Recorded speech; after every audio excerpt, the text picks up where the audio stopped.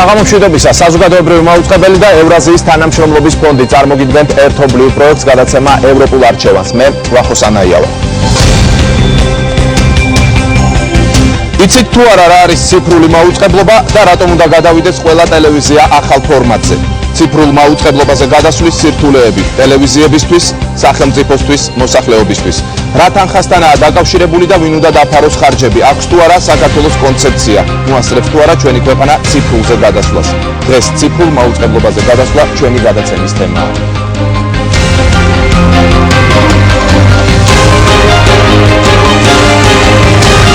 ეთერშია ევროპული არჩევანი. მოგესალმებით კიდევ ერთხელ 2015 წლის 17 ივნისი არის დღე, როცა ანალოგურიდან ციფრულ მაუწყებელზე გადასვლა უნდა მოხდეს. ანუ ანალოგური სიგნალი ციფრულმა სიგნალმა უნდა შეცვალოს. შეიძლება ჩემი მიერ ნათქვამი ეს წინადადება ბევრისთვის სრულიად გაუგებარია, მაგრამ მერწმუნეთ ეს საკითხი თითოეული ჩვენგანისთვის განსაკუთრებით მნიშვნელოვანია. დღევანდელი გადაცემა დაეთმობა თქვენთვის ციფრული მაუწყებლობის შესახებ ინფორმაციის მიწოდებას. რა ამოცანების წინაშე დგას სახელმწიფო, ტელევიზიები და მაყურებელი, რა არის ციფრული მაუწყებლობა და რატომ უნდა გქონდეს ინფორმაცია მის შესახებ. მე წარმოგიდგენ ჩვენი გადაცემის სტუმრებს, ლევან გახელაძე, საქართველოს საზოგადოებრივი მაუწყებლის სამეთვალყურეო საბჭოს ხელმძღვანელი, მოგესალმებით ბატონ ლევან, ალექსანდრე ბარამიძე, მედია სამართლის ექსპერტი, თამარ კორძაია, ახალგაზრდა იურისტთა ასოციაციის მედიის სამართლებრივი დაცვის ცენტრის ხელმძღვანელი, ნათია კუპრაშვილი, საქართველოს რეგიონული მაუწყებლობის ასოციაციის აღმასრულებელი დირექტორი. მე ძალიან დიდი სურვილი მქონდა დღევანდელ გადაცემაში მონაწილეობა მიიღო მარეგულირებელი კომისიის და ასევე ეკონომიკის სამინისტროს წარმომადგენლებს, თუმცა ამ ეტაპზე მათ არ იცურვეს გადაცემაში მოსვლა, მათ გარეშე მოგვიწევს საუბარი. ბატონ ალექსანდრე, თქვენ დაგისვამთ პირველ შეკითხვას, რა არის ციფრული მაუწყებლობა? ეს უნდა ავუხსნათ დღეს ჩვენ მაყურებელს, არ არის იოლი ასახსნელი, იმიტომ რომ ჩემთვისაც როგორც ჟურნალისტისთვის ძალიან ბევრი საკითხია ესეთი, რომელზეც პასუხი პირადად მეც არ მაქვს და მოდით პირველი დავიწყოთ საუბარი იმაზე, რატომ უნდა გადავიდეთ ციფრულ მაუწყებლობაზე და რა უპირატესობა აქვს მას? ნუ რა არის პირველი კითხვა თქვენი ასეთი იყო, დღეს რა სიგნალსაც ღვებულობთ, ეს არის ეგრეთ წოდებული ანალოგური მაუწყებლობა. რაზეც უნდა გადავიდეთ, ეს არის სიხშირული. რატომ გვაქვს ეს ვალდებულება? იმიტომ რომ 2006 წელს ჟენევაში ნომერი 1 ეგრეთ წოდებული რეგიონის ქვეყნებმა და ამ რეგიონში შედიან აზიის თითქმის ყველა ქვეყანა, მონღოლეთის გამოკლებით, ევროპის ქვეყნები და აფრიკის ქვეყნები. ამ რეგიონში შევდივართ ასევე ჩვენი ქვეყანა. აი ამ ნომერი 1 რეგიონის ქვეყნებმა 2006 წელს ჟენევაში მოაწერეს საერთაშორისო ხელშეკრულებას ხელი, რომელთაც აიღეს ვალდებულება ერთმანეთის წინაშე, რომ არ შეიჭრებიან ერთმანეთის სიხშირეებში, მასშტაბზე, რომლებიც გამოყოფილი იქნება ციფრული მაუწყებლობისთვის 2015 წლის 17 ივნისამდე. თუ ამ თარიღამდე ეს ქვეყნები უზრუნველყოფენ თავიანთი ტელევიზიების გადასვლას სიხშირულ, ციფრულ მაუწყებლობაზე, მაშინ მასშტაბზე ისინი შეინარჩუნებენ მათთვის გამოყოფილ სიხშირეებს. თუ ვერ უზრუნველყოფენ გადასვლას, მაშინ ისინი ვერ შეინარჩუნებენ ამ სიხშირეებს იმ მარტივი მიზეზების გამო, რომ მეზობლად ყოფ ქვეყნებს უკვე აღარ ექნებათ ვალდებულება ჟენევის შეთანხმებიდან გამომდინარე, რომ არ შემოიჭრან მეზობელი ქვეყნის სიხშირეებს. კიდევ უფრო გასაგები რომ იყოს მაყურებლისთვის, ანუ რა საფრთხეებს შეიცავს ამ შემთხვევაში ქვეყნისთვის ეს ყველაფერი, თუ კი ვერ მოესწრო ციფრულ მაუწყებლობაზე გადასვლა? მადლობთ. პირველ რიგში ძალიან დიდი მადლობა ამ თემის წამოწევისთვის, იმიტომ რომ სრულად ისეთი მდგომარეობა დღეს ქვეყანაში, რომ არსებობს თვითოეული ადამიანი, რომელიც ფლობს ინფორმაციას ამ საკითხთან დაკავშირებით, მაგრამ თქვენ სავსებით სწორად აღნიშნეთ, რომ თითოეულ მოქალაქეს შეეხება ერთ დღეს ესრულება, ანუ 2015 წელს. რა საფრთხე არსებობს? საფრთხე არსებობს იმისა, რომ უბრალოდ თუ ჩვენ ამას მომზადებული არ შევხვდით, საერთოდ ვერ ვნახოთ ეთერი, ანუ პირობითად ვლაპარაკობ ამას, ის რომ საერთოდ გაგვეთიშოს მაუწყებლობა, თუ იმიტომ რომ ყველა შეთანხმებული ვართ, ყველამ კარგად ვიცით, რომ ეს პროცესი საკმაოდ ძვირადღირებული პროცესია და რა თქმა უნდა, არც ერთი ნორმალური სახელმწიფო იმ რესურსს, რაც მას გააჩნია და ეს რესურსი, რა თქმა უნდა, ჩვენთვის არის გამოყოფილი და ჩვენთვის არის რაღაც გარკვეული რაოდენობის და შესაბამისად თუ ჩვენ ამ ჩვენ რესურსს არ გამოიყენებთ, სხვა შეუულია უკვე 2015 წლის შემდეგ მიითვისოს ეს ჩვენი რესურსი. ძალიან მარტივად ლაპარაკობ. ანუ ის რომ რაღაც სიხშირეზე მაუწყებლობას ვახორციელებთ დღეს ანალოგური სიგნალის მეშვეობით, ეს ყველაფერი ციფრულზე როდესაც გადავა, თუ ჩვენ ამას მომზადებული არ შევხვდით, შეიძლება სხვა ქვეყნებმა, ჩვენმა მოსაზღვრე ქვეყნებმა მიითვისონ ეს ჩვენი, ასე ვთქვათ, სიკეთე, რომელიც თითოეულ ჩვენთაგანს ეკუთვნის. სწორედ ეს არის საფრთხე და ძალიან დიდი მადლობა ისევ და ისევ, რომ აი ამ თემაზე წამოიწყეთ საუბარი. იმიტომ რომ ეს სხვა დიდ და სხვა ბევრ პრობლემასთან არის დაკავშირებული. უბრალოდ მე გეტყვით, რატო დავინტერესდით, მაგალითად ახალგაზრდა იურისტთა ასოციაცია და მისი მედიის სამართლებრივი დაცვის ცენტრი რატო დაინტერესდა ამ საკითხით. ბუნებრივია ჩვენი თემა არის ყოველთვის გამოხატვის თავისუფლება, მედიის თავისუფლება და ასე შემდეგ, მედია საშუალებების, ასე ვთქვათ, კარგი მდგომარეობა ქვეყანაში. და უცებ აღმოჩნდით ისეთ რეალობის წინაშე, რომ განსაკუთრებით რეგიონულ მაუწყებელთა ასოციაციასთან თანამშრომლობის დროს, რომ მათ აქვთ პრობლემა იმისი, რომ მათ არ იციან რა ელოდებათ 2015 წელს. შესაბამისად, როდესაც გავიკითხეთ, ვინ მუშაობს ამ თემაზე, ვინ ქმნის სტრატეგიას ქვეყანაში, აღმოჩნდა, რომ არავინ არაფერი არ იცოდა და სწორედ ამიტომ ვიფიქრეთ, რომ დაგვეწყო ამასთან დაკავშირებით მეტნაკლები მუშაობა. შემდეგ შედგა შეხვედრები ეკონომიკის სამინისტროსთან და ისინი არიან სწორედ პასუხისმგებელი იმ სტრატეგიაზე თუ როგორ მოახერხებს ჩვენი ქვეყანა. გასაგებია, რეგიონულ მაუწყებლობაში ჩვენ კიდევ ვისაუბრებთ, მანაც ბატონ ლევან, თქვენ როგორც კარგად ჩახედულს ამ საქმეში ადამიანს მინდა გკითხოთ, რა ეტაპზე არიან დღეს საქართველოში ტელევიზიები ციფრულ მაუწყებლობაზე გადასვლის კუთხით? სხვადასხვა ეტაპზე არიან, თუმცა ზოგი, ასე ვთქვათ, ცოტა წინ არის, ფიქრობს ამაზე, ინტენსიურად ფიქრობს, მაგალითად საზოგადოებრივი მაუწყებელი. ჩვენ დავიწყეთ ამ მიმართულებით მოძრაობა, ასე ვთქვათ, ჩვენთვის საპილოტე, თუ შეიძლება ითქვას, პროექტი ამ მიმართულებით იქნება საზოგადოებრივი მაუწყებლის ქუთაისის ოფისის აღჭურვა. იქ ჩვენ დიდ ოფისს ვაკეთებთ, რომელიც უნდა მოემსახუროს პარლამენტს, გარდა ამისა იქიდან უნდა, ასე ვთქვათ, იქ იქნება კიდე სტუდიები, საიდანაც შესაძლებელი იქნება ნებისმიერი გადაცემის აყვანა. აი ეს მთლიანად ეს ქუთაისის ოფისი იქნება უკვე აღჭურვილი თანამედროვე ციფრული ტექნიკით, მაგრამ თქვენის ნებართვით მე გავამახვილებ ყურადღებას ორ მომენტზე. პირველი მთავარი საფრთხე გარდა იმისა, რაც იყო ნახსენები და ჩემი აზრით უფრო უმთავრესი საფრთხე გახლავთ ის, რომ თუ ეს პროცესი დროულად და გეგმიურად არ წარიმართა, 2015 წელს უბრალოდ საქართველოს შეიძლება ტელევიზიის გარეშე დარჩეს. ელემენტარულად ქვეყანას აქვს აღებული ვალდებულება, მან უნდა გათიშოს ანალოგურ სპექტრში მაუწყებლობა, შესაბამისად თუ არ იქნება უკვე ციფრულ სპექტრში უზრუნველყოფილი გადაცემა და მიღება სიგნალის, ბუნებრივია ქვეყანა შეიძლება დარჩეს ტელევიზიის გარეშე.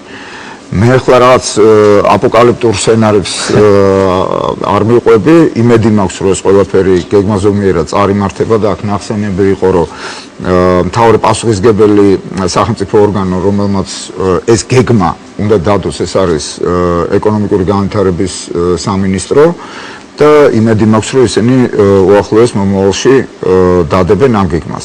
და კიდევ ერთი მე ვისარგებლებ იმით, რომ შეიძლება ცოტა უფრო ღრმად ვარ ჩახედული, მინდა მაყურებელს განუმარტო, მაინც რა არის ეს ციფრული მაუწყებლობა და რატო გახდა მასზე გადასვლის აუცილებლობა საჭირო. ციფრული მაუწყებლობა ეს არის სატელევიზიო სიგნალის გავრცელების ისეთი ფორმა, მე ახლა არ ჩავალ, ასე ვთქვათ, ელექტრონიკის სიღრმეებში, რომელიც საშუალებას იძლევა ერთ სიხშირეზე ისე შეამჭიდროს სატელევიზიო სიგნალების რაღაცა გარკვეული რაოდენობა, რომ ერთ სიხშირეზე გადაიცეს რამოდენიმე კონტენტი. უფრო გასაგები რო იყოს, მაგალითად დღეს ჩვენი გადაცემას მაყურებელი უყურებს ეგრეთ წოდებული მე-6 მეტრული არხის მეშვეობით. საზოგადოებრივი მაუწყებელი თბილისში და ძალიან ბევრ რეგიონში ვრცელდება მე-6 მეტრული არხით. მე-6 მეტრულ არხზე შეიძლება გავრცელდეს მხოლოდ ეს სიგნალი. ფიზიკურად სხვა შესაძლებლობა არ არის. ციფრული მაუწყებლობა იძლევა იმის საშუალებას, რომ აი ამ სიხშირეზე გავრცელდეს არა მხოლოდ ამ შემთხვევაში საზოგადოებრივი მაუწყებლის პირველი არხის სიგნალი, არამედ კიდევ 4, 5, 7 სიგნალი და გარდა ამისა მე თუ არ ვწდები ის ხმა გამოსახულება გაცილებით უკეთესი რა თქმა უნდა ეს ასე ვთქვათ ვიზუალური ხარისხი მნიშვნელოვნად იწევს. შესაბამისად ეს ამ ტიპის მაუწყებლობაზე გადასვლა შესაძლებლობას იძლევა რომ ქვეყანაში გამოთავისუფლდეს ძალიან ბევრი სიხშირე რომელიც დღეს დაკავებული აქვს თქვათ ტელე მაუწყებლებს ან რადიო მაუწყებლებს. ისმის კითხვა რა შექმნა ეს საჭიროება. საჭიროება შექმნა იმან რომ ბოლო 20-30 წლის განმავლობაში ასე ვთქვათ ძალიან დინამიურად ვითარდება ტელეკომუნიკაციების სფერო, მობილური კავშირი იქნება ეს თუ ასე შემდეგ. ნახტომისებურად განვითარდა საავიაციო მიმოსვლა, საზღვაო მიმოსვლა და ასე შემდეგ. ნებისმიერ ესეთ ობიექტს, რომელიც მოძრაობს, ჭირდება კავშირისთვის სიხშირეები, ეს იქნება თვითმფრინავი, ეს იქნება გემი, ტელესაკომუნიკაციო კომპანიებს და ასე შემდეგ. სიხშირეები კი, ასე ვთქვათ, უსაზღვრო რაოდენობით არ არის. არის რაღაც გარკვეული წესები ამ სიხშირეების განაწილების და სწორედ აი ამ აუცილებლობამ ცხოვრება წინ მიდის, ბუნებრივია სხვა სფეროები ვითარდება, წარმოქმნა იმის აუცილებლობა და ვალდებულება, რომ ქვეყნები, მსოფლიოს ქვეყნები ნელ-ნელა გადავიდნენ გასაგებია. კაბოტონ ნათია, მე რამდენადაც მესმის ციფრულ მაუწყებლობაზე გადასვლა პრობლემას უქმნის რეგიონულ ტელევიზიებს, ხო? რა პრობლემებია ეს გითხარით და საერთოდ რამდენად არიან მზად? ჩვენ ასე ვთქვათ, ნაციონალურ დიდ საერთო მაუწყებლებზე შეიძლება გაკვრით ვისაუბრეთ, მაგრამ აი რეგიონულ ტელევიზიებზე კიდე ცალკე თემა. მოგახსენებთ, მომზადება არის ძალიან რთული იმ პირობებში, როცა არ არის არანაირი მოდელი, რა სახით გადავდივართ ციფრულ მაუწყებლობაზე. მოსამზადებელი პროცესი ზოგადად გადასვლა ციფრულზე ითვალისწინებს რამდენიმე ნაბიჯის განხორციელებას, მათ შორის ეს უკავშირდება ტექნიკურ სტანდარტს ბატონოვანი დამეთანხმება. იგივე ვთქვათ, მომზადება ნებისმიერი ტელევიზიის გულისხმობს იმას, იცოდეს ზუსტად რა სახის გადამცემებით მოუწევს მუშაობა, აქ ტექნიკური სტანდარტია შესამუშავებელი და აგრეთვე იცოდეს ზუსტად რა სახის პრეზენტირება მოხდება მოგვიანებით, მერე ვთქვათ, იგივე სატელევიზიო ეთერით. შესაბამისად, ამის გარეშე ტექნიკური ცვლაც კი არის წარმოუდგენელი. თუმცა ერთადერთი რაც აქვს დღეს გარკვეული რეგიონულ ტელეკომპანიებთან დაკავშირებით არის ის, რომ მათ აქვთ პრობლემა ლოკალურ მაუწყებლობასთან დაკავშირებით. ერთადერთი რაც ზუსტად ვიცით საქართველოში ეს არის ის, რომ დამსხვრილდება სამაუწყებლო ზონები. ქონდა აქამდე 25 სამაუწყებლო ზონა, გვექნება 10 სამაუწყებლო ზონა, მე სხვათა შორის სპეციალურად ამობეჭდა ეს დამტკიცებული უკვე შეთანხმებული ზონები, რომელიც აბსოლუტურად არც ერთი არ არის შიგა ზონა და ვერაფერს ვერ შეცვლით, თუ არ შეუთანხმა მეზობელ ქვეყანას და როგორი შესათანხმებელია მეზობლებთან, ეხლა ცალკე შეიძლება ვიმსჯელოთ ამაზე, ფაქტობრივად შეუძლებელია ამის შეცვლა. დამსხვრილება ზონების გულისხმობს იმას, რომ თუ თქვა გურიაში ჩვენ გვყავს დღეს ლოკალური მაუწყებელი, რომელიც უშუალოდ გურიის მოსახლეობისთვის მაუწყებლობს და შესაბამის პროგრამირებას, შესაბამის პროგრამულ ბადეს აკეთებს, 2015 წლისთვის მას ეყოლება აბსოლუტურად სხვა სახის აუდიტორია. მას ექნება ვალდებულება გავიდეს უფრო მსხვილ ზონაზე და შესაბამისად ლოკალურ მაუწყებლობას, როგორც ასეც ეკარგება საერთოდ აზრი. ამიტომ არის დროული მომზადება საჭირო, მათ შორის იმისთვის, რომ პროგრამული კუთხითაც მიხვდნენ მაუწყებლები, როგორ განავითარონ თავიანთი საეთერო ბადე. აი ეს გასაგებია, ბატონო ალექსანდრე, არის თუ არა პროცესი დაგვიანებული საქართველოში, იმიტომ რომ რიგ ქვეყნებში ეს წლების განმავლობაში ხორციელდებოდა და დღეს ჩვენ როგორც ვხვდები კონცეფციაც არ გვაქვს. მე ვთვლი რომ დიახაც დაგვიანებულია, რო ავიღოთ მაგალითად ამერიკის შეერთებული შტატები, ამ ქვეყანამ და მის ეკონომიურ ძლიერებაზე ხა ალბათ არ ღირს ლაპარაკი. ციფრულ მაუწყებლობაზე გადასვლა დაიწყო, მთელი პროცესი ასე ვთქვათ, დაიწყო 1990-იანი წლების შუა წლებში. და დაასრულა 2007 წელს. ანუ სადღაც 12 წელი დაჭირდა ამერიკის შეერთებულ შტატებს. აი ამ პროცესის დასრულება. ნუ ცხადია, ხა ის დიდი ქვეყანაც არის, გარდა იმისა, რომ ამიტომ უფრო შეიძლება შესაძლოა უფრო დიდი გამოწვევებიც ჰქონდა. ასეა თუ ისე 3 წელიწად ნახევარი, რომელიც არის ჩვენს განკარგულებაში ნაკლები უკვე. ჩემი აზრით ძალიან მცირეა, მით უმეტეს რომ დღეისათვის კონცეფციაც კი არ არის. ციფრულ მაუწყებლობაზე გადასვლა ეს არის მთელი კომპლექსი პრობლემების და გამოწვევების. ეს არის ამ კომპლექსის იურიდიული ასპექტი პირველ რიგში. თუ მე კითხვა იქნება ამაზე უფრო დაწვრილებით ვიტყვი, იმიტომ რომ მე იურისტი ვარ. ამ საკითხს გააჩნია ტექნიკური ასპექტი, იმიტომ რომ ტექნიკა უნდა შეიცვალოს როგორც გადამცემი აპარატურის, ისე მიმღები აპარატურის, ხო მართალია? და ბოლოს ეს არის სოციალური კომპლექსი პრობლემების იმისათვის, რომ თითეული ადამიანი ჩვენს ქვეყანაში არ დარჩეს მაუწყებლობის გარეშე, იგი უნდა იყოს უზრუნველყოფილი შესაბამისი მიმღებებით. თქვა მოხუცი ქალი რომ არის მარტოხელა პენსიონერი, იმასაც შეუძლია რომ თქვა შეიძინოს შესაბამისი ტექნიკა რა, ამისათვის ვინ უნდა უზრუნველყოს იგი შეერთებულ შტატებში ეს უზრუნველყო სახელმწიფომ, ხო, მაგრამ არის სხვა მოდელები, სადაც სხვანაირად მოხდა. აუცილებელია რომ სახელმწიფომ დახარჯოს, თქვა ამ დეკოდერების თანხა იქნება თუ რაც იქნება ტელევიზორთან მისაერთებელი აპარატურის. დიახ, აუცილებელია, იმიტომ რომ ტელევიზია, ისე როგორც ელექტრონული კომუნიკაციების ყველა სხვა სფერო, უნდა, ასე ვთქვათ, შეიცავდეს ერთ კომპონენტს მომსახურებისას, რასაც ქვია უნივერსალური მომსახურება, ეგრეთ წოდებული, რაც ნიშნავს იმას, რომ თითეული ადამიანისთვის უნდა იყოს ხელმისაწვდომი გარკვეული ელექტრონული კომუნიკაციების მომსახურებები, ან საერთოდ უფასოდ, ან ძალიან მცირე ფასად, რომ ის იყოს ხელმისაწვდომი ყოველთვის. ამიტომ ვინ უნდა უზრუნველყოს ეს უნივერსალური მომსახურება? ცხადია სახელმწიფო. გასაგები ქაბატონათე, მე ერთი შეკითხვა მაქვს თქვენთან და შემდეგ თქვენი აზრის დაასრულეთ, რისით თქვაც გსურთ.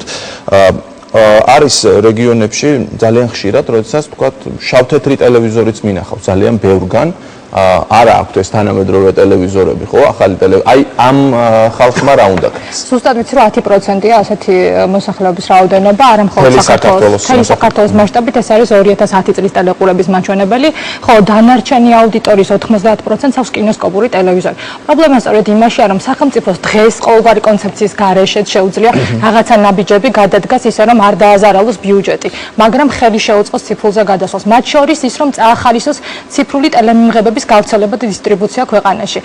ეს ძალიან ბევრ ქვეყანაში ესე გაკეთდა, იყო შესაბამისი საგადასახადო შეღავათები ან სახელმწიფოს მონაწილეობა. თუ თქვათ ოჯახი შეძლებდა რომ ეყიდა ციფრული ტელემიმღები და დღეს პრობლემა სწორედ იმაში რომ მომხმარებელი რომელიც მიდის მაღაზიაში და რომელსაც არანაირი წარმოდგენა არ აქვს რომ მის მიერ ნაყიდმა ტელევიზორმა, რასაც შეიძლება რაღაცა თვეების განმავლობაში ზოგავდა თანხას 2015 წელს უჩვენებს თუ არა სიგნალს, აი მისი უფლებები დღეს უკვე არის დარღვეული და არავინ ქვეყანაში მისი უფლებების დაცვას არ თქვათ უზრუნველყოფს. ეს არის ძალიან მნიშვნელოვანი პრობლემა და რაც შეეხება ვალდებულებთან დაკავშირებით, იყო ნამდვილად ქვეყნები, სადაც არ მომხდარა მოსახლეობის სუბსიდირება, მაგრამ ეს ქვეყნები იყო მაგალითად ფინეთი, შვედეთი. ეს არ გამოგვადგება მაგალითად. შეთანხმება, რომელიც იქნა, მე მგონი აქვს ნახსენები, ჟენევის შეთანხმება 2006 წელს, როცა ჩვენ ავიღეთ ვალდებულება, რომ უნდა გადავსულიყავით ციფრულ მაუწყებლობაზე, ამას მერე მოყვა დამატებითი რეკომენდაციები ევროსაბჭოს წევრი ქვეყნებისთვის. და ამ ევროსაბჭოს რეკომენდაციებში მაგალითად გაწერილია, რომ თუ ქვეყანაში დიდია წილი სიღარიბის ზღვართან მყოფი მოსახლეობის, არსებობს რეალური საფრთხე, რომ სუბსიდირების გარეშე ადამიანები დარჩებიან მოწყობილი მაუწყებლობას, ანუ საინფორმაციო წყაროს, ვერ ისარგებლებენ ახალი ციფრული მომსახურებით და ვერ მიიღებენ ციფრულ დივიდენდს. აი, პირდაპირ არის მითითებული, რომ სახელმწიფო ვალდებულია ამ შემთხვევაში იზრუნოს მისი მოსახლეობის მომზადებაზე. ამ პროცესში ქაბატონ თამარ, ძალიან საინტერესოა მაყურებლისთვის, ბუნებრივია აი ტელევიზორის საკითხი ახსენა, ხო? ქაბატონ მათიამ შედის ელექტრონიკის მაღაზიაში სადღაც და ყიდულობს ტელევიზორს. რა უნდა იცოდეს მოქალაქემ დღეს? იყიდოს ეს ტელევიზორი, არ იყიდოს, რა მოხდება 3 წლის მერე ამ ტელევიზორთან დაკავშირებით, აი ეს რო განვუმარტოთ. ძალიან დიდი მადლობა სათანადო შეკითხვა, იმიტომ რომ ეს პირდაპირ კავშირშია მომხმარებელთა უფლებებთან და აუცილებელია ზუსტად სახელმწიფოს ვალდებულება ის, რომ მომხმარებელი არის ნებისმიერი ადამიანი, რომელიც რაღაც პროდუქციას ყიდულობს და ის დღეს ყიდულობს შესაძლოა განვადებითად საკმაოდ სოლიდურ თანხად პროდუქციას, რომელიც 3 წლის შემდეგ შეიძლება მართლაც უვარგისი აღმოჩნდეს ან დასჭირდება მას გაკეთილ დამატებითი ხარჯი. მაგრამ სამწუხაროდ დღეს ისეთი ვითარებაა, რომ ნებისმიერ ტელევიზორს ნებისმიერს არ არსებობს სხვადასხვა ფორმის თანამედროვე ტელევიზიები თავისი მოწყობილობებით. სამწუხაროდ საქართველოში არ შემოდის ესეთი ტელევიზორები და წინა დღეს სხვადასხვა ვკითხულობდი სტატიას, სადაც არათუ მომხმარებლებმა, არამედ თვითონ აი ამ კომპანიებმა, რომლებიც აი ამ პროდუქციას, ასე ვთქვათ, ყიდიან საქართველოში, მათაც კი არ იციან ეს დავაზუსტებ უბრალოდ საქართველოში დღეს დღეს რაც იყიდება, ყველა ტელევიზორს დასჭირდება დამატებით. ყველას არა, მაგრამ უმეტესობას და საკმაოდ ეს ფასი ამ ტელევიზორების მერყეობს 500 ლარიდან ზევით, ანუ 500 ლარს ქვევით არ არის ასეთი ტელევიზორები დღეს ბაზარზე და შესაბამისად არა თუ ნებისმიერ მყიდველმა, არამედ თვითონ გამყიდველებმაც კი არიციან, ვთქვათ, ამ საჭიროების შესახებ და ამ მოლოდინის შესახებ, რაც შეიძლება 2015 წელს დადგეს. ეს ერთი ასპექტია და მეორე ასპექტი არის ის, რასაც ბატონი სანდრო საუბრობდა, ის რომ მომხმარებელს უნდა ჰქონდეს შესაძლებლობა ფლობდეს ინფორმაციას სულ მინიმუმ რო დაგეგმოს რა ელოდება ცხოვრებაში 2015 წელს, იმიტომ რომ ნებისმიერ მოქალაქე არის იმ სიკეთის ფლობელი, რასაც ქვია ეს სიხშირე, ციფრული სიხშირე და ციფრული მაუწყებლობა და ამ დროს არავინ არ ეხმარება იმას, რომ ეს მიიღოს და არავინ არ უწვის დახმარების ხელს, რომ მან ისარგებლოს აი ამ სიკეთით ქვეყანაში და შესაბამისად ამიტომ არის დღეს მაგალითად განსაკუთრებულად პრობლემად იმას მივიჩნევთ, რომ ეს კონცეფცია არ აქვს დღეს, არ ვიცით რა უთხრათ მოქალაქეებს, როგორ დაიცვან საკუთარი ინტერესები. მესმის ბატონ ლევან, მანამ სანამ არ გვაქვს კონცეფცია, რა შეუძლია გააკეთოს სახელმწიფომ და საერთოდ სახელმწიფო რა გამოწვევების წინაშე დგება ციფრულ მაუწყებლობასთან დაკავშირებით? მოდით დავახარისხოთ ეს პრობლემა დავყოთ რამოდენიმე ეტაპად, ხო? რა თქმა უნდა, პირველი რიგის ამოცანა არის ის საკითხი, რომელზეც აქ მიმდინარეობს მსჯელობა, ანუ მომხმარებელი რა ფორმით, როგორ და რანაირად და სახელმწიფოს რანაირი მონაწილეობით შეძლებს სიგნალის მიღებას, მაგრამ რაღაცა რომ მიიღო, ჯერ ეს უნდა არსებობდეს. აი პირველი პრობლემა დგება აქ, ანუ დღეს ჩვენს მაუწყებლებს ლიცენზირებულ მაუწყებლებს. რამდენად გააჩნიათ ან არ გააჩნიათ ფინანსური რესურსები იმისათვის, რომ მოახდინონ საკმაოდ მოკლე ხანში, 3 წელიწადზე ოდნავ მეტია დარჩენილი, მოახდინონ მობილიზება შესაბამისი ფინანსური რესურსების და დაიწყონ ტექნიკური გადაიარაღება. ეს საკმაოდ სერიოზული პრობლემაა. მე შემიძლია რაღაც დაახლოებით პარამეტრებზე ვილაპარაკო და ვახსენებ კიდეც, მაგალითად, ეგრეთ წოდებული საერთო ნაციონალური არხებისთვის ეს პროცესი ფინანსურად დაჯდება დაახლოებით 10-12 მილიონი დოლარის ფარგლებში. აქ არის ლაპარაკი შიდა გადაიარაღებაზე. ამ თანხების მობილიზება, მე არ ვიცი, ხო, კერძო მაუწყებლები ამაზე ფიქრობენ, არ ფიქრობენ, ასე თქვა. აი საზოგადოებრივი მაუწყებლის შემთხვევაში რა ხდება? საზოგადოებრივი მაუწყებლის შემთხვევაში ყველა იმ დოკუმენტში, რომელზეც აქ კოლეგები საუბრობენ, საზოგადოებრივი მაუწყებლის როლი არის გამოყოფილი ცალკე და სახელმწიფოს ვალდებულებები გაწერილია შემდეგნაირად, რომ სახელმწიფომ ხელი უნდა შეუწყოს, მაგრამ არ არის დეტალიზებული და დაკონკრეტებული, როგორ უნდა შეუწყოს ხელი, თქვათ, კერძო მაუწყებლებს, რათა ისინი დროულად გადავიდნენ, აქ შეიძლება ასე თქვათ, სხვა სქემებზე და სახელმწიფოს აქვს აღებული ვალდებულება კერძო მაუწყებლებს ხელი შეუწყოს. ეს ხელშეწყობა, ასე თქვათ, შეიძლება ყველა კონკრეტულ ქვეყანაში იყოს კონკრეტულად. ნუ მაგალითად თქვათ, შესაბამისი ტექნიკის შემოტანა, სიტყვაზე ვამბობ, არ დაიბეგროს საბაჟო გადასახადებით და ასე შემდეგ. ეს არის ხელშეწყობა. რაც შეეხება საზოგადოებრივ მაუწყებელს, იქ პირდაპირ წერია, რომ სახელმწიფომ უნდა უზრუნველყოს. ანუ ამაზე უნდა იქნას გამოყოფილი დაამატებითი სახსრები.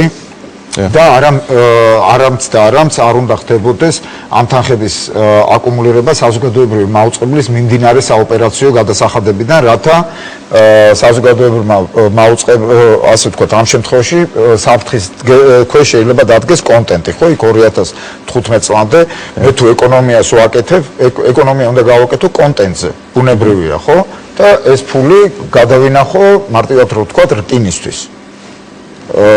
ამიტომ სახელმწიფოს აქვს ეს ვალდებულება. აქვე შემოდის ძალიან მნიშვნელოვანი საკითხი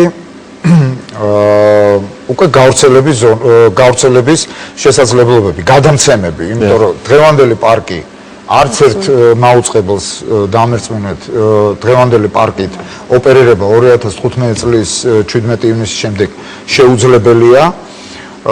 შესაბამისად გადასაჭრელია რამოდენიმე საკითხი, ხო? ვინ უნდა დადგას გადამცემები, ვისი უნდა იყოს ეს გადამცემები, როგორ და რანაირად, იმიტომ რომ უკვე მე როგორც გითხარით, ერთ გადამცემს საშუალება აქვს გაატაროს რამოდენიმე სიგნალი. ანუ რაღაც ზიარობის და მოწილადეობის თემა შემოდის, ეს დასარეგულირებელია და ამას ასე ვთქვათ შინაურულად მაუწყებლები ვერ გადაწყვეტენ, უნდა იყოს რაღაცნაირად მოქცეული შესაბამის მარეგულირებელ დოკუმენტებში. კიდევ ძალიან მნიშვნელოვანი არის დაგეგმვის ფაზა, აი აქ იყო ამაზე საუბარი, საინჟირო დაგეგმვას გულისხმობ. ციფრულ სიგნალს ახასიათებს გავრცელების ცოტა სხვანაირი თავისებურებები ანალოგიურისგან განსხვავებით და შესაბამისი საინჟირო მოკვლევის შედეგად ჩვენ შეიძლება მივიღოთ სურათი, როდესაც სადღაც საქართველოს რამოდენიმე რეგიონში სამაუწყებლო ანძები გაგვიხდეს დასამატებელი. ან გადასაწევი თქვა. რამე და ასე შემდეგ. განსაკუთრებულ ანუ სპეციფიკურ მოთხოვნებს აყენებს თუ არა მომსახურე პერსონალისთვის, ტექნიკური მომსახურე პერსონალისთვის ციფრულ მაუწყებლობაზე გადასვლა. სპეციფიური არა. ანუ სტატისტიკა და მედია როგორც იქნებოდა, ისე შეექნება უბრალოდ სიგნალის გავრცელების ფორმა იქნება სხვაგვარი. ჩვენ აქ ყველანი ვამბობთ, რომ ეკონომიკის სამინისტრომ უნდა დაწეროს ხო ეს კონცეფცია და ამას პასუხისმგებელია. მარეგულირებელი კომისია რა როლს ასრულებს? მარეგულირებელი კომისიის როლი არის ძალიან დეტალურად გაწერილი რეკომენდაციებში, რომელსაც ვისაუბრეთ. სხვათა შორის ჟენევაში 2010 წელს სპეციალურად გამოიცა აგრეთვე სამკვლევი ჩვენი ტიპის ქვეყნებისთვის, რომ უფრო კარგად მოახდინათ გადასვლა და მარეგულირებელს საკმაოდ ისეთი განსაზღვრული როლი აქვს და მეტიც საქართველოსთან ერთ ქვეყნას მიღებული აქვს რეკომენდაცია, რომ იყოს კონკრეტული კომისია უწყებად შორის, რომელშიც სამოქალაქო სექტორიც იქნება ჩართული და შეიმუშავებენ ამ გადასვლის ფორმას და ამის შემდეგ მარეგულირებელმა უნდა იმუშაოს მაუწყებლობის ახალ რეგულაციებზე, იმიტომ რომ ეს ითხოვს აბსოლუტურად სხვაგვარ მიდგომებს იურიდიული კუთხით. მე რამდენადაც ვიცი, მარეგულირებელ სამწუხაროდ აქ არ არიან, თუმცა მე რამდენადაც ვიცი, გარკვეული მზაობა მათი მხრიდან ასეთ ვისი არის, თუმცა ბოლო გადაწყვეტილებები მათ მიერ მიღებული არანაირად არ ჯდება იმ კონტექსტში, რაც გულისხმობს ციფრულ მაუწყებლობაზე გადასვლას. თუ კონკრეტულად დაინტერესდებით, მოგახსენებთ ამის შესახებ. გულისხმობ იმას, რომ 2011 წლის ბოლოს რამდენიმე მაუწყებლოს უწევდა ლიცენზიების გადაგრძელება. მარეგულირებელმა ეს მოახდინა სწორედ ამ რეკომენდაციის ფარგლებში და 10 წლით გადააგრძელა ლიცენზიები, ანუ არ შეზღუდა თქვა 3 წლით და 2015 წლამდე არ გადააგრძელა. ეს ძალიან კარგია და სწორედ ამ რეკომენდაციებში იყო გაწერილი, რომ გარანტიები ჰქონდეთ მაუწყებლებს, რომ თან მოემზადონ თან გარანტირებული ჰქონდეთ მე 2015 წლის შემდეგ მაუწყებლობა, მაგრამ ამას ახლდა თან კიდევ დამატებითი რეკომენდაციები, რომ გადასახადი, აი რა შეუძლია სახელმწიფოს, რომ გაუკეთოს მაუწყებლებს. გადასახადი, რომელიც მათ უწევთ ლიცენზიაზე, პირდაპირ აქვთ მიღებული რეკომენდაცია, რომ ან შემცირდეს საერთოდ, ან გადაუვადდეთ მათ საკმაოდ ხანგრძლივი. შვედეთშიც კი ეს გადასახადი 10 წლით გადაუვადეს და პირველ წლებში, როცა მოსამზადებელი პერიოდი იყო, საერთოდ არ გადაახდევინეს. მარეგულირებელმა, როგორც მე ვიცი, ჩემი ინფორმაციით მიიღო სხვაგვარი გადაწყვეტილება და სწორედ წელს 2012 წელს, როცა გვაქვს არჩევნები, როცა ძალიან დიდია, თქვა ხიბლი იმისა, რაღაცა თანხები მიიღო, თუნდაც პოლიტიკური, ხო, არჩევნების დროს, აი ამ დროს მოთხოვა სრულად 10 წლის გადასახადი. აბსოლუტურად გაუგებარია ჩემთვის მათი მხრიდან აი ამ ნაბიჯის გადაწყვეტა და არანაირ დაჯდება ამ კონტექსტში. ძალიან დიდი აბსოლუტურად სწორად ბრძანებთ, მაგრამ ასე ვთქვათ, სანამ არ არსებობს გადაწყვეტილება უმაღლესი სახელმწიფო ორგანოების, არ ვიცი, მთავრობა იქნება თუ პარლამენტი ან ორივეს ერთად, ხო, რა გზით უნდა ვიმოძრაოთ. ბუნებრივია მარეგულირებელი კომისია დღეს არსებული კანონმდებლობის ფარგლებში იმოქმედებს. მე უბრალოდ იმის თქმა მსურს, რამდენად საშუალია სწორედ ის გეგმა, რომელსაც ჩვენ ველოდებით. სხვათა შორის ძალიან ბევრ ქვეყანაში თქვენ სწორად ბრძანეთ პროცესის მართვა, დაგეგმარება და მთლიანად პროცესის მართვა იყო მარეგულირებელი კომისიების პრეროგატივა, ასე ვთქვათ. ჩვენს ქვეყანაში, თუმცა ეს არ არის სავალდებულო, სხვადასხვა ქვეყნებში სხვადასხვანაირად ხდება, ხო? ჩვენთან ეს პროცესის მართვა ჯერჯერობით პროექტის დაწერა ევალება ეკონომიკის სამინისტროს, რომელიც მე სავარაუდოდ ალბათ უნდა შევიდეს პარლამენტში განხილვა, იმიტომ რომ მისაღებია საკანონმდებლო პაკეტი, ძალიან ბევრი რაღაცა არის მისაღები. გარდამავალი დებულებების სახით, ზოგიერთი ძირითადი დებულებების სახით, საკანონმდებლო პაკეტია შესაქმნელი და დიახ, იმიტომ აბსოლუტურად სწორს ბრძანებს ბატონი ლევან, სამწუხაროდ ჩვენი კანონმდებლობით რაღაცნაირად ისეა, რომ კომუნიკაციების სფეროში პოლიტიკას განსაზღვრავს საქართველოს მთავრობა და რატომღაც აი ამ სფეროებში ხელისუფლება დომინირებს. მაშინ, როდესაც სრულად დერეგულაცია ალბათ საჭირო და ეს სფერო მართლა დამოუკიდებელი ორგანოს რეგულირებისაგანი უნდა იყოს და არა ხელისუფლების. ეს ერთი საკითხია და ესე შეიძლება ზუსტად ხედვის საკითხი იყოს, მაგრამ სამართლებრივად რაც მინდა ხაზი გაუსვა. აბსოლუტურად მართალია ბატონი ლევანი იმაში, რომ ნებისმიერ თანხმდებით ალბათ იმაში, რომ დღეს მოქმედი კანონმდებლობა ტერმინოლოგიურ დონეზეც კი არ აკმაყოფილებს იმ მოთხოვნებს, რაზეც ახლა ჩვენ ვსაუბრობთ და სამწუხარო ის არის, რომ ვერაფერს ვერ ვიზამთ, ანუ კანონმდებლობასაც ვერ შევცვლით, იმიტომ რომ კონცეფცია არ არის.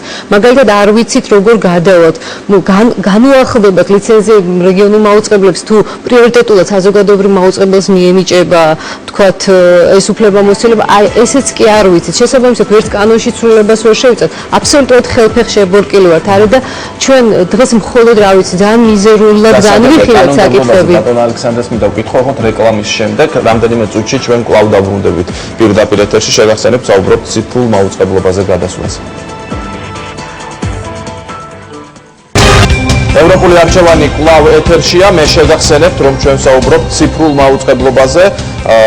გადაცემის პირველ ნაწილში ძალიან საინტერესო საკითხებს შევეხეთ, ახლა უკვე მივედით კანონმდებლობამდე. ბატონ ალექსანდრე, რა კანონმდებლობა გვაქვს დღეს და როგორი უნდა იყოს ეს კანონმდებლობა და როდისთვის უნდა იყოს მზად კანონების პაკეტი, რომ შემდეგ უკვე გაუადვილოს მუშაობა. ელექტრონული კომუნიკაციების სფეროში ჩვენ გვაქვს ორი მთავარი კანონი, ეს არის კანონი ელექტრონული კომუნიკაციების შესახებ და მეორე მხრივ ეს არის კანონი მაუწყებლობის შესახებ. ასევე გვაქვს რამოდენიმე კანონქვემდებარე აქტი, რომლებსაც ძირითადად ღებულობს კომუნიკაციების ეროვნული კომისია. ეს საკანონმდებლო და კანონქვემდებარე აქტები არის გადასაწერი მრავალ მხრივ, პირველ რიგში ლიცენზიების მხრივ, რასაკურველია. აქ ბატონმა ლევანმა ახსენა პრინციპში რა განსხვავებაა ანალოგურ მაუწყებლობასა და ციფრულ მაუწყებლობას შორის და განსხვავება ის არის, რომ ერთ სიხშირულ ზოლში, გავიმეორებ მის ნათქვამ, ერთ სიხშირულ ზოლში ერთი კონტენტის ნაცვლად შეიძლება ბევრი კონტენტის გადაცემა. აი უნარი სიხშირული ციფრული მაუწყებლობის, რომ ერთ სიხშირულ ზოლში მრავალი კონტენტი გადასცეს, ამას ქვია მულტიპლექსი, ეგრეთ წოდებული. აი ვიზე გაიცემა მულტიპლექსის ოპერატორის ლიცენზია მაგალითად.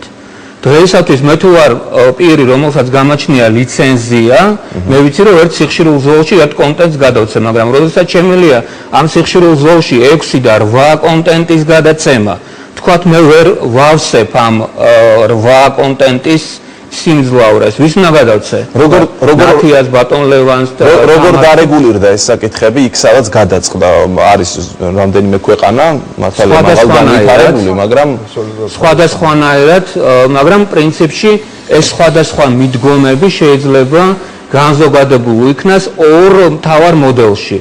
ერთი მოდელი არის ის, როდესაც მულტიპლექსის ოპერატორის ფუნქცია გადაეცემა რომელიღაცა, ასე იგი, სექტორის რომელიღაცა მოთამაშეს, რომელიღაცა ტელემაუწყებლობის კომპანიას, ოღონდ იმ პირობით, რომ მულტიპლექსის სხვა არხებს, ასე თქვათ, გადასცემს, ესე იგი, თანაბარი კონკურენციის პირობებში და ასე შემდეგ, სხვა დარგის სხვა მოთამაშეებს. მეორე მოდელი არის ის, რომ მულტიპლექსის ოპერატორის ფუნქციებს ინარჩუნებს მარეგულირებელი ორგანო. აი რომელ მოდელს აირჩევს საქართველო, ეს პოლიტიკური გადაწყვეტილების საკითხია, რომელიც ჩემი აზრით მხოლოდ თქვა თუნდაც ეკონომიკური განვითარების სამინისტროს წესით არ უნდა მივანდოთ, იმიტომ რომ ჩვენ აქ ვართ საზოგადოება, რომელსაც გსურს რომ მივიღოთ სატელევიზიო სიგნალი, რომელსაც მივიღოთ გსურს რომ მივიღოთ ტელემაუწყებლობა სხვადასხვა, ასე თქვა, ალტერნატიული წყაროებისგან და აქედან გამომდინარე ჩემი აზრით საზოგადოება მონოპოლიების საფრთხეს ქმნის ამ შემთხვევაში ყველა მონოპოლიის საფრთხეს ქმნის რასაკურველია ქმნის რასაკურველია ქმნის ელექტრონული კომუნიკაციების შესახებ კანონი დღეისათვის გარკვეულ რეგულირებებს ამ თვალსაზრისით შეიცავს, მაგრამ როგორ განვითარდება ეს რეგულირებები ეხლა უკვე ციფრული პლატფორმის საფუძველზე, ესეც პოლიტიკური გადაწყვეტილების საკითხია და აქაც ჩემი აზრით საზოგადოება, მაუწყებლები, არასამთავრობო ორგანიზაციები, ზოგადად საზოგადოება უნდა იყოს ამ დისკუსიებში ჩემი აზრით ჩართული. იმისთვის რომ თქვა დისკუსიებში იყოს ჩაბმული თავად ეს ორგანიზაციები, რომელსაც თქვენ ახსენებთ, რამდენად არიან ინფორმირებული ამ ყველაფერში. რამდენად არიან ინფორმირებული ეს სხვა საკითხია. და ჩემი აზრით იქნებიან ინფორმირებული, თუ კი მათ შეეძლებათ შესაბამისი კონსულტაციების მიღება ადგილობრივი ექსპერტებისგან თუ თუნდაც უცხოელი ექსპერტებისგან. სხვა საკითხია, რომ შესაბამისი ორგანოები რამდენად არიან მზად ამ ფართო დისკუსიისთვის.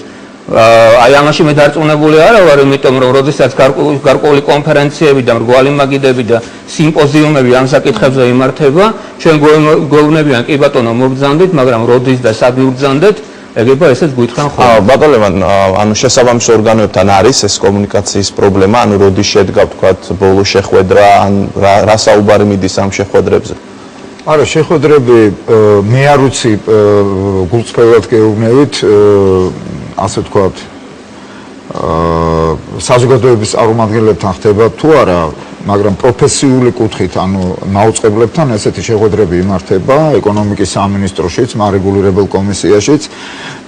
მე საერთოდ იმას, რასაც ჩვენ საუბრობთ, რაღაცა რეზუმესავით გავუკეთებდი, რომ კიდევ ერთხელ აი ნათლად მაყურებლისთვის რომ გასაგები იყოს, როგორი რა უნდა მოხდეს, ანუ როგორი უნდა იყოს თანმიმდევრობა იმ ნაბიჯებისა, რომელიც უნდა გადადგას ამ შემთხვევაში სახელმწიფომ და მაუწყებლებმა და ასე შემდეგ, ხო?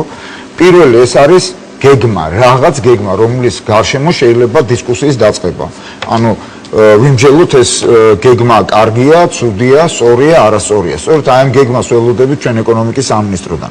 ის რომ ეკონომიკის სამინისტროს გეგმის შედგენა დავალებული, ეს არ ნიშნავს, რომ ასე ვთქვათ ის იქნება შემდეგ ამ გეგმის განმახორციელებელი ორგანოც, ხო?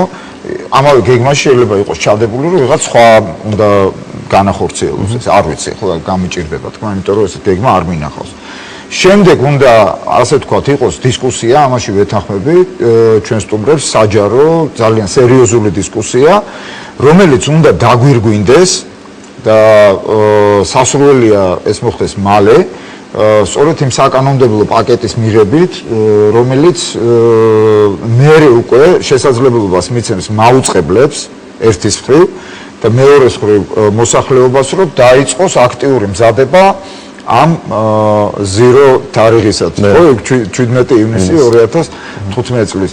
შემდეგ ეს იქნება, ასე ვთქვათ, პროცესის დაკოქვა. მე ახლა სხვა ტექნიკურ დეტალებში აღარ შევალ, რომ არის აი საინჟირო გეგმა მოსამზადებელი და ასე შემდეგ.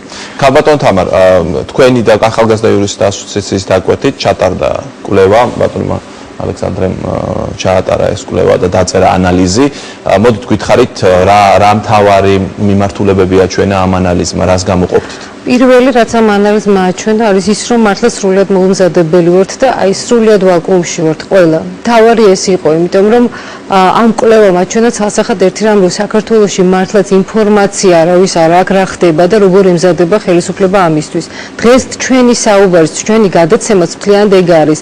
ვამბობთ, რომ ეს კონცეფცია უნდა არსებობდეს. ამ კვლევამ ეს დაგვანახა, პირველ რიგში დაგვანახა ამის აუცილებლობა. და შემდეგ უკვე აი ზუსტად ის თანმიმდევრობა, რაზეც ბატონი ლევანი საუბრობდა, რომ რიგრიგობით რაღაც ნაბიჯების აუცილებლად გადადგმა. ეხლა რას მინდა კიდე გაუსვა ხაზი? ის რომ ამ კვლევით ჩვენ მეტნაკლებად დავინახეთ, რომელ ქვეყანაში რა მოდელი იქნა გაზიარებული, რომ ვთქვათ იმ ქვეყნებში უფრო მარტივი იყო გადასვლა, სადაც საკაბელო მაუწყებლობა უფრო ფართოდ არის გავრცელებული. და ეხლა ზუსტად საუბრისას აღმოჩნდა, რომ საქართველოში საკაბელო მაუწყებლობა არ ყოფილა ისე ფართოდ გავრცელებული და შეიძლება ჩვენთვის ეს უფრო ასე ვთქვათ ძვირადღირებული პროცესი აღმოჩნდეს და მტკივნეული იყოს, იმიტომ რომ უფრო რთულია იმ მაგალითად მე საკაბელო მაუწყებლობა მაქვს სახში და ციფრულ მაუწყებლობაზე ისე გადავალ, რომ ვერ გავიგებ, იმიტომ რომ საკაბელო ოპერატორის ვალდებულება იქნება, ვთქვათ, ციფრულზე გადასვლა, მაგრამ მე რომ ასე ვთქვათ, თებშით ვიღებდე სიგნალს, მაშინ ჩემთვის ეს ჩემი პირადი და ინდივიდუალური გადასაჭრელი საკითხი იქნებოდა. ეს ყველაფერი დაგვანახა ამ კვლევამ. თუმცა კიდევ ერთხელ მინდა გაუსვა ხაზი იმას, რომ თავარი არის ინფორმირებული მონაწილეობა საზოგადოების. თქვენ დაუსვით ბატონ სანდროს შეკითხვა, რომ ვინ არის, ვინ უნდა გააკეთოს ეს, ვინ უნდა მიაწოდოს ინფორმაცია. ეს კონსტიტუციური უფლებაა, ინფორმაციის მიღება და სახელმწიფოს ვალდებულებაა, რომ ეს ინფორმაცია საზოგადოებას მიაწოდოს და მე კიდევ ერთხელ ვამბობ, რომ ეს დღევანდელი გადაცემა არის ქვევიდან წამოსული პროცესი, სადაც ჩვენ ვთხოვთ სახელმწიფოს, რომ გვითხრას რას აკეთებს, რას აპირებს, საერთოდ როგორი ხედვა აქვს ამასთან დაკავშირებით. და კიდევ ერთხელ ამ კვლევამ დაგვანახა, რომ ძალიან აბსოლუტურად მოუმზადებელი ვართ იმისათვის, რაც შეიძლება 2015 წელს მოხდეს საქართველოში, ანუ ჩვენ ასე ვთქვათ, გადავიდეთ ციფრულ მაუწყებლობაზე ამ ბატონო ალექსანდრე, ერთი საკითხი, რაც კიდევ მაინტერესებდა, ციფრულზე გადასვლის შემდეგ გათავისუფლდება სიხშირეები, ხო? აი მათ რა ბედი ეწევათ, ესე ძალიან ციფრული დივიდენდი ეგრეთ წოდებული. ჩემი აზრით, ასე ვთქვათ, ციფრული დივიდენდი ასევე უნდა გადაუნაწილდეს იმ პოტენციურ მაუწყებლებს, რომლებსაც დღეს მაუწყებლობის საშუალება არ აქვთ, იმიტომ რომ არსებობს შეზღუდული რესურსი და თქვათ ეს სიხშირე ყველას არ ყოფნის. როდესაც ასეთი 6-ჯერ და 8-ჯერ გაიზრდება, ასე თქვათ, სიხშირეების გამოყენების ეფექტიანობა, არა?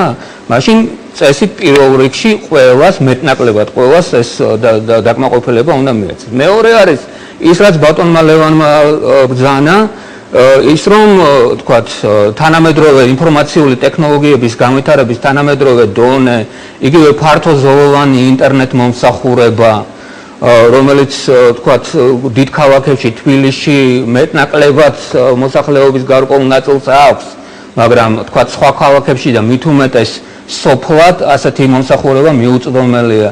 იგივე თქვათ რაც თქვენ ბრძანეთ, თვითმფრინავები იქნება, გემები იქნება თუ პირადი რადიოკავშირი იქნება თუ რაღაცა, ეს ყველაფერი ასე უნდა გადანაწილდეს, ეს ნიშნულად გაზრდილი რესურსი სამართლიანობის საფუძველზე უნდა გადანაწილდეს სხვადასხვა ინტერესების დაკმაყოფილებისათვის. ბატონო ლევან, იმისთვის რომ გავიგოთ სად ვართ, უკეთ რომ გავიგოთ ამ ხრივ, საინტერესოა რა ხდება ჩვენს მეზობელ სახელმწიფოებში, თუ გვაქვს ამაზე ინფორმაცია და მათ გამოცდილებას თუ ესწრებთ. ჩვენზე წინ არიან, ჩვენზე უკან არიან. მე შემიძლია გითხრათ უახლოესი და ცოტა ოდნავ მეზობლების გამოცდილება. აზერბაიჯანში პროცესი დაწყებულია. ანუ კონცეფცია აქვთ? კონცეფცია კი არა, ისინი უკვე გადაიარაღებას აწარმოებენ. რუსეთმა დაიწყო პროცესი. რუსეთის ფაქტორს მე ხაზს გაუსვავდი, იმიტომ რომ და რატო არის ჩვენთვის შესაძლოა ორმაგად აქტუალური ციფრული მაუწყებლობის ამბავი, იმიტომ რომ ჩვენს ხელთ არსებული ინფორმაციით რუსეთმა ამ ეს პროცესი საწყისივე ფაზაში ჩართო ოკუპირებული რეგიონები. ანუ ლაპარაკი არის იმაზე, რომ რუსეთს შეუძლია ციფრული მაუწყებლობით დაიწყოს დასხივება უახლოეს მომავალში სამხრეთ ოსეთისა და აფხაზეთის მიმართულებიდან საქართველოს ტერიტორიის. ვალდებულებები ჩვენ დიპლომატიური ურთიერთობა არ აქვს, ვალდებულებები ასე ვთქვათ იმ ხარეს არანაირი არ აქვს, აი სასაზღვრო მაუწყებლობასთან დაკავშირებით და ჩვენ შეიძლება ასე ვთქვათ ამ პრობლემის წინაშეც აღმოჩნდეთ. სომხეთი იწყებს ამაზე ფიქრს. თურქეთში დაწყებულია, თურქები დარწმუნებული ვარ 2015 წლისთვის ასე ვთქვათ დაასრულებენ ამ პროცესს თავისუფლად. რაც შეეხება ევროპას, ევროპა პრაქტიკულად მე მგონი ქვეყანა აღარ დარჩა, ხო? მე გულისხმობ კონტინენტურ ევროპაზე და ასევე ბრიტანეთშიც, სადაც გადასული არ იქნება. პრაქტიკულად ყველა ან უკვე გადასული, ან შეიძლება ითქვას. ეს ტექნიკურად ერთ დღეს მოხდება აი 17 ივნის გადასვლა? 17 ივნის უნდა გამოერთოს ანალოგური მაუწყებლობა, ყველა ანალოგური გადამცემი, ტელეგადამცემი უნდა იქნას გათიშული და მუშაობდეს მხოლოდ ციფრული გადამცემები. მაგრამ რა თქმა უნდა, ასე ვთქვათ, ეს ერთ ღამეში არ ხდება, არის რაღაც გარკვეული პერიოდი, ვთქვათ, სხვა ქვეყანაში ეს ქვეყნის გეოგრაფიიდანაც გამომდინარეობს, სხვათა შორის 3 თვიანი, 4 თვიანი, ზოგან 6 თვიანი, ზოგან 8 თვიანი პერიოდი იყო პარალელური მაუწყებლობის. ანუ როდესაც მოსახლეობას ჰქონდა საშუალება ანალოგური სიგნალის მიღებისას და ციფრულისაც ბუნებრივია და ეს არის ეგრეთ წოდებული შეჩევის ფაზა, თუ შეიძლება ასე ითქვას, ხო? ამ დროს ხდება ბევრი რაღაცის ტესტირებაც, ხო? თუ რაღაცა ხარვეზებია, გაქვს საშუალება რომ გამოასწორო. ასე რომ აი ჩვენთანაც სადღაც ასეთი გზით უნდა წავიდეთ. მე მინდა ხაზი გაუსვა იმას, რომ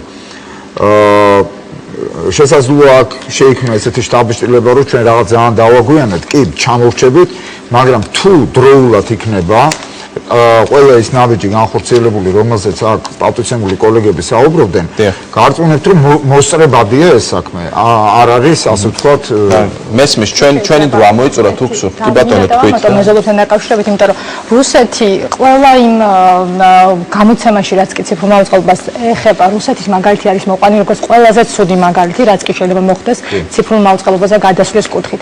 და რას გულისხმობ? რუსეთში შეირჩა 7 არხი და ამ არხებიდან არც ერთი არ არის ლოკალური მაუწყებელი.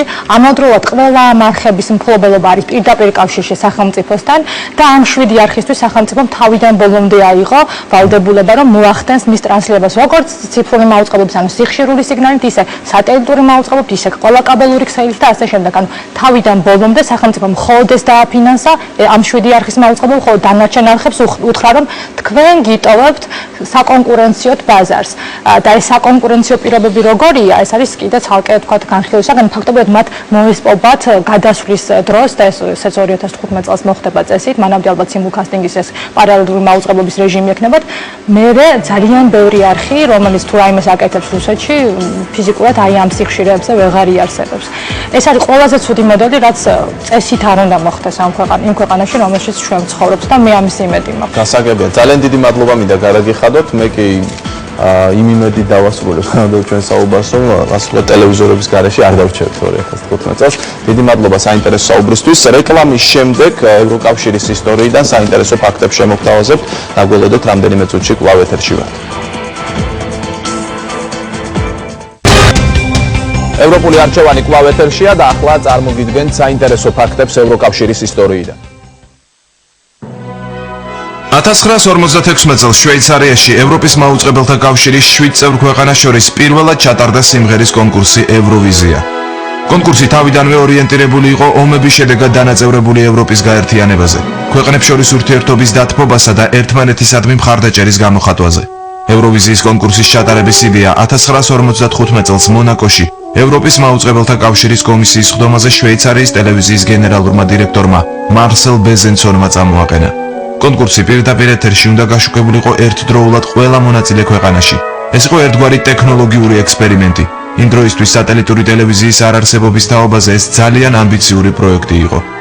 ევროვიზია არის მსოფლიოში ყველაზე ხანგრძლივი ისტორიის მქონე სატელევიზიო პროექტი, კონკურსი, რომელიც 1956 წლიდან ყოველწლიურად გადის პირდაპირ ეთერში.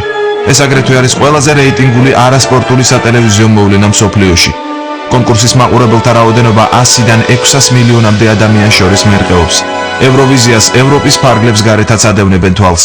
ასეთი ქვეყნებია არგენტინა, ავსტრალია, ბრაზილია, კანადა, ჩილე, ჩინეთი, ეგვიპტე და კიდევ რამდენიმე ქვეყანა, რომელიც კონკურსში არ მონაწილეობს. 2000 წლის შემდეგ ევროვიზიის პირდაპირ ეთერში ნახვა ინტერნეტითაც არის შესაძლებელი. ევროვიზიის კონკურსში გამარჯვების შემდეგ მომღერლები ხშირად გამოირჩევიან კარიერული წინსვლით. მაგალითად, 1974 წლის გამარჯვებული ჯგუფი აბა და 1988 წლის გამარჯვებული სელინ დიონი პოპულარული გახდნენ მთელი მსოფლიოს მასშტაბით.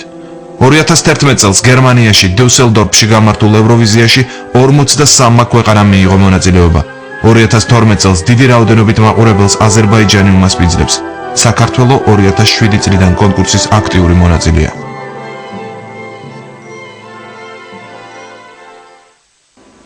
დღევანდელი გადაცემა ამით დასრულდა. ევროპული არჩევანი გემშვიდობებად მომავალ 4 შაბათამდე საღამოს 10 საათამდე პირველ არხზე. ნახვამდის.